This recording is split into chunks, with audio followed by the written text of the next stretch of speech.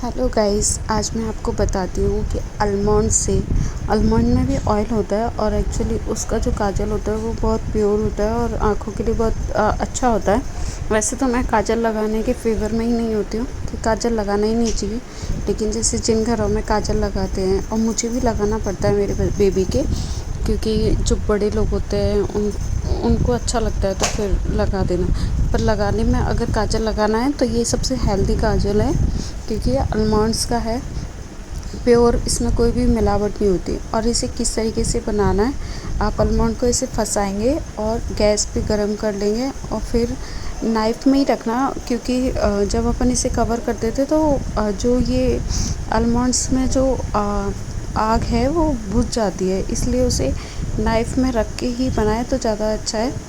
और इस तरीके से पत्थर से या फिर आपके घर में कोई भी ईंट वगैरह हो उसका सहारा लेके कटोरी को उस पे उल्टा डाल सकते हैं। और जैसे जैसे आग जलती रहेगी तब तक वो काजल उस पे लगता रहेगा। जैसे आप देख रहे हैं ये काजल इस तरीके से मैंने ऑलरेडी बना रखा था, फिर मैं आधा बनाया और फिर मुझे याद आया कि मैं सभी को बता देती हूँ कि काजल किस तरीके से बनाते हैं। तो ये देखो, इतना सारा काजल इस तरीके से मैंने बना लिया है। और ये जो पत्थर पे है इसको यूज़ मत करना, क्योंकि ये गंदा होता है। आप साफ़ बॉल में जो आपने काजल बनाया है, अब पता कैसे चलता है कि आलमंड्स का काजल पूरा बन चुका है। एक आलमंड्स में बहुत सारा काजल बन जाता है। अब देखो, जब तक नाइफ़ इस आलमंड में जाती रहेगी तब तक इसका काजल बन जाएगा, मतलब इसमें आग लगती रहेगी। और अब आप देख सकते हैं यहाँ पे आराम से मैंने वापस से उसको गर्म किया और ये जब तक ऐसे लौ आपको दिख रही है तब तक काजल बनता रहेगा। इस काजल को अगर आपको बहुत सारा बनाना है तो आप बाउल में या किसी स्टील के बर्तन में बना सकते हैं।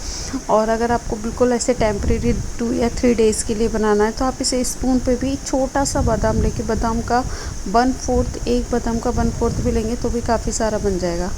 अब आप देख सकते हैं, देखो ये बादाम का सारा काजल बन गया है, तो ये इस तरीके से राख टाइप का हो जाएगा तो समझ लेना हाँ, बादाम अब पूरा यूज़ हो चुका है। एक बादाम का काजल कम से कम आप 15 से 20 दिन यूज़ ले सकते हैं। मैं आपको स्पून पे भी करके बताती हूँ। आप देख सकते हैं कितना छोटा टुकड़ा मैंने बादाम का लिया है। बस इसे मैं इस तरीके से गैस पे गर्म करूँगी। अब इसमें जो है ये बादाम का टुकड़ा जल गया है। अब इसके ऊपर मैं ऐसे स्पून को उल्टा रख दूँगी और स्पून को उल्टा रखते ही मैं पहले कैमरा सेट कर रही थी। स्पून को उल्टा रख के और फिर इसकी जो लौ है वो स्पून पे जब तक लगेगी तब तक काजल बनता रहेगा। ये देखिए, ये अभी आपने देखा था स्पून पे बिल्कुल भी काजल नहीं था, और आप ऐसे पकड़ के रखेंगे तो इससे भी 4-5 डेज़ के लिए आपका काजल तैयार हो जाता है आराम से। स्पून को फिर आप किसी कटोरी में या उल्टा करके रख दीजिए, क्योंकि डस्ट नहीं लगनी चाहिए काजल पे, वो वरना एलर्जी हो जाती है आइस में। तो बस मेन बात यह है कि आप काजल को ढक के रखें। और ये मैं स्पून पे देखो, आप देख सकते हैं इतनी से बिल्कुल 1/4 से भी छोटा मैंने बादाम लिया और कितना सारा काजल इससे बन गया। तो ये, और गाइस ये बहुत प्योर काजल है और कह सकते हैं इसमें न्यूट्रिशंस अच्छे हैं, आलमंड्स यूज़ हुआ है। तो आराम से आप इसे किसी बेबीज़ की आइज़ में या आप अपनी खुद की आइज़ में भी यूज़ कर सकते हैं। Thank you.